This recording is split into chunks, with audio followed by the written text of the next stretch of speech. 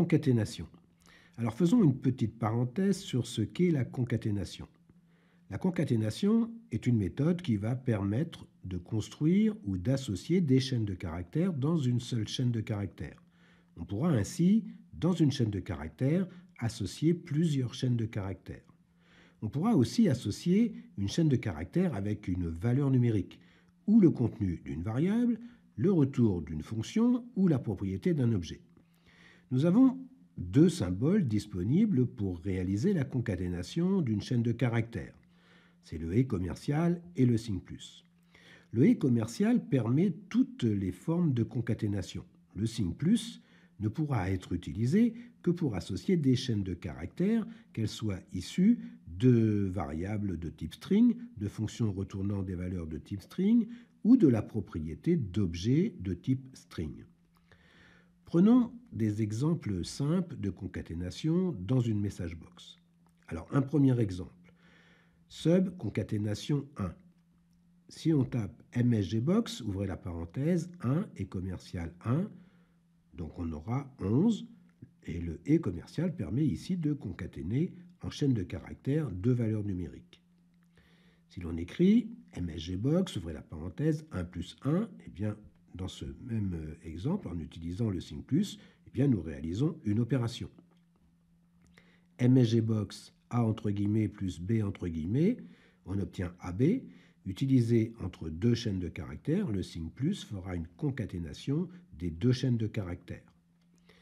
msgbox C entre guillemets et commercial 1 nous retournera C1 et on préférera le signe et commercial pour concaténer deux chaînes de caractères ou une chaîne de caractères et une valeur numérique. Dans ce deuxième exemple, nous allons concaténer dans une chaîne de caractères un texte et le contenu d'une variable string. Sub concaténation 2. Donc plat du jour égale wstray.sales 8,4. msgbox, ouvrez les guillemets, jeudi, espace, fermez les guillemets, plus plat du jour. Dans cette procédure, nous pouvons utiliser l'un ou l'autre des signes de concaténation. Dans ce troisième exemple, nous allons concaténer dans une chaîne de caractères un texte et le retour de la fonction date. Donc on va écrire sub concaténation 3, msgbox, ouvrez les guillemets, aujourd'hui nous sommes le, espace, fermez les guillemets, le et commercial date. La fonction date retourne une valeur qui n'est pas de type string et on ne pourra donc pas utiliser le signe plus pour la concaténation. Un dernier exemple, nous allons concaténer dans une chaîne de caractères un texte et la propriété name d'un objet. Sub concaténation 4, msgbox, donc ouvrez les guillemets, votre feuille active est, espace fermez les guillemets, le et commercial et active sheet name qui va nous retourner le nom d'objet de notre feuille active. La propriété name d'un objet worksheet étant une chaîne de caractères, eh bien, on pourra indifféremment utiliser le signe et commercial et le signe plus. Alors, tout ça, c'est pour votre culture personnelle, mais sachez que dans le langage VBA, vous pouvez, dans tous les cas, utiliser le et commercial et oublier le signe plus pour la concaténation d'une chaîne de caractères. Les adresses relatives d'une collection range. Afin de ne pas ajouter de complexité, nous avions jusqu'ici pas fait vraiment la différence entre la cellule et le range de une cellule. Rappelez-vous, je vous ai dit qu'un range pouvait être une collection de cellules. Alors on va développer une nouvelle procédure subRead01. Imaginons un range contenant le tableau de notre feuille training de la cellule C5 à la cellule D10. Comme nous l'avions fait pour notre ligne de titre de colonne dans nos exercices, nous pourrions écrire wstray.range, entre parenthèses et entre guillemets, c5.d10.select et placer dans une sélection toute une collection de cellules correspondant à notre tableau. En faisant cela, nous avons créé un objet qui s'appelle sélection et qui n'est autre qu'une collection range. L'adresse d'une cellule doit faire référence à l'objet auquel elle appartient. C'est la notion d'héritage.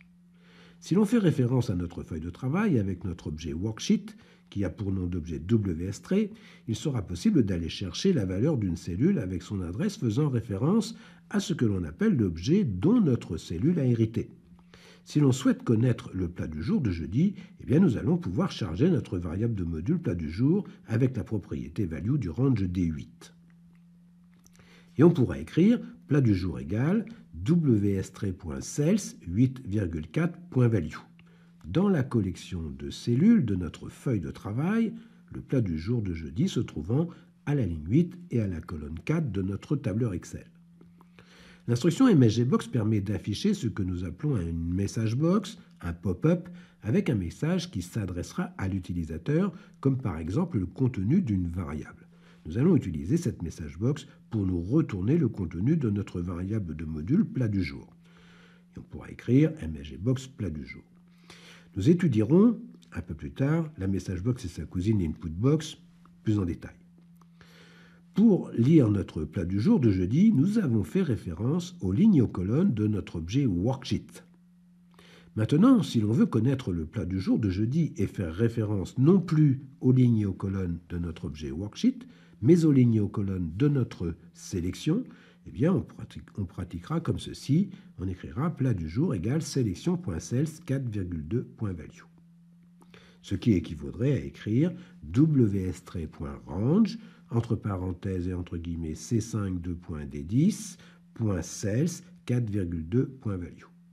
Ici, on fait référence à la feuille de travail avec ws-. On fait référence à la collection range C5D10 et on fait référence aux lignes et aux colonnes de notre range C5D10. Il faudra toujours faire attention quand on utilise les adresses relatives.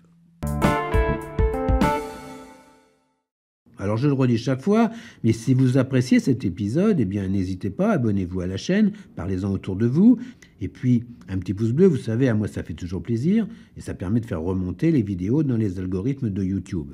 Activez la cloche, ça vous permettra d'avoir la primeur du prochain épisode. Et puis si vous jugez bon de soutenir la chaîne avec un don, pour les petites applications que je peux donc vous donner au travers de ces vidéos, eh bien, vous trouverez dans la description le lien Tipeee XL One Click. En attendant, portez-vous bien, puis si vous êtes toujours Visual Basic, bien, je vous dis peut-être ou sûrement à bientôt. Au revoir.